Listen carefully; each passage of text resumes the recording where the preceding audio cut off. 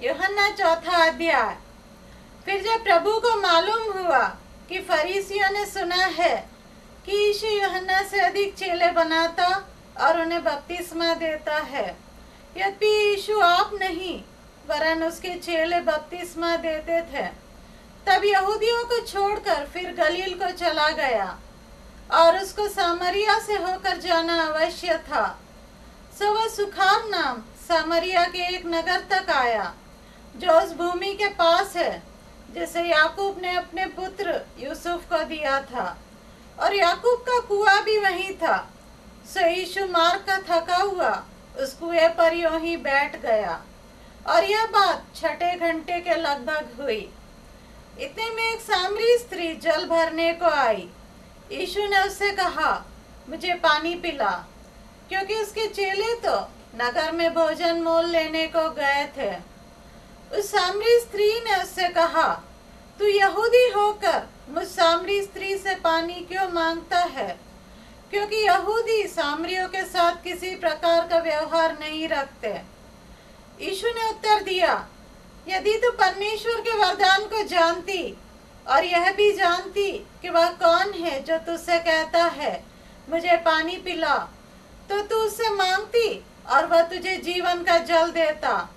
स्त्री ने उससे कहा, हे प्रभु, तेरे पास जल भरने को तो कुछ है भी नहीं और कुआं गहरा है, तो फिर वह जीवन का जल तेरे पास कहाँ से आया? क्या तू हमारे पिता याकूब से बड़ा है, जिसने हमको यह कुआं दिया और आप ही अपने संतान और अपने ढोरों समेत उसमें से पिया?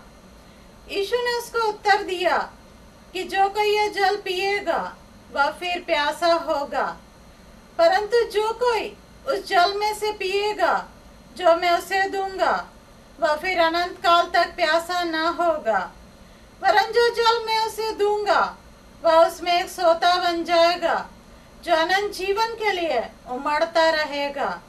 स्त्री ने उससे कहा, हे प्रभु, वह जल मुझे दे ताकि मैं प्यासी न हो और न जल भरने को इतनी दूर आऊं।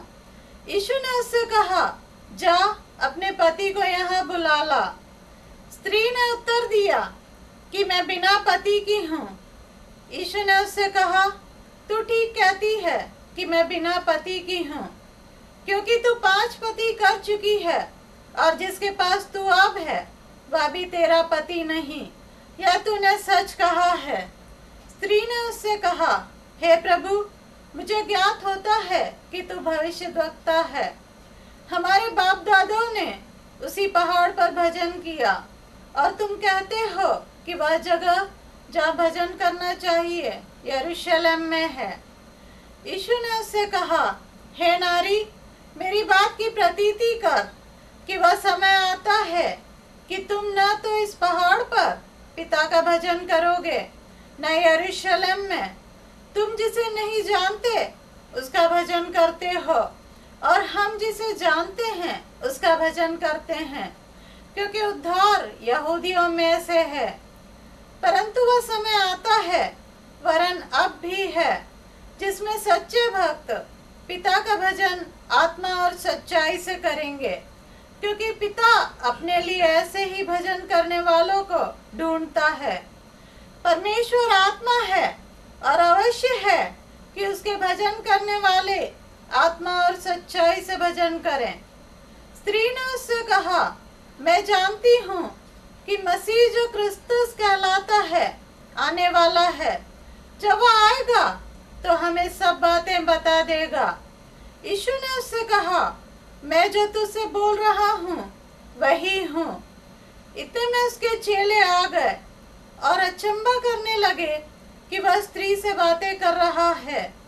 तो अभी किसी ने न कहा कि तू क्या चाहता है या किस लिए उससे बातें करता है। तब स्त्री अपना घड़ा छोड़कर नगर में चली गई और लोगों से कहने लगी, आओ एक मनुष्य को देखो जिसने सब कुछ जो मैंने किया मुझे बता दिया। कहीं यह तो मसीह नहीं है? सो वे नगर से निकलकर उसके पास आने लगे। इतने में उसके चेले यीशु से यह विनती करने लगे कि हे रबी, कुछ खा ले। परंतु उसने उनसे कहा, मेरे पास खाने के लिए ऐसा भोजन है जिसे तुम नहीं जानते। तब चेलों ने आपस में कहा, क्या कोई उसके लिए कुछ खाने को लाया है? यीशु ने उनसे कहा, मेरा भोजन यह है कि अपने भेजने वाले की इच्छा के अनुसार चलूं और उसका काम पूरा करूं। क्या तुम नहीं कहते कि कटनी होने में अब भी 4 महीने पड़े हैं? देखो, मैं तुमसे कहता हूँ, अपनी आंखें उठाकर खेतों पर दृष्टि डालो कि वे कटनी के लिए पक चुके हैं, और काटने वाला मजदूरी पाता और अनंत जीवन के लिए फल बटोरता है, ताकि बोने वाला और काटने वाला दोनों मिलकर आनंद करें। क्योंकि इस पर यह कहावत ठीक बैठती है कि बोने वाला और है और काटने वाला और। मैंने तुम्हें वह खेत काटने के लिए भेजा जिसमें तुमने परिश्रम नहीं किया, औरों ने परिश्रम किया और तुम उनके परिश्रम के फल में भागी हुए। और उस नगर के बहुत सामरियों ने उस स्त्री के कहने से, जिसने ये गवाही दी थी कि उसने सब कुछ जो मैंने किया है मुझे बता दिया, विश्वास किया। तब जब ये सामरी उसके पास आए तो उससे विनती करने लगे कि हमारे यहाँ रह। सो वह वहाँ 2 दिन तक रहा, और उसके वचन के कारण और भी बहुतेरों ने विश्वास किया। और उस स्त्री से कहा, अब हम तेरे कहने ही से विश्वास नहीं करते, क्योंकि हमने आप ही सुन लिया और जानते हैं कि यही सचमुच में जगत का उद्धार करता है।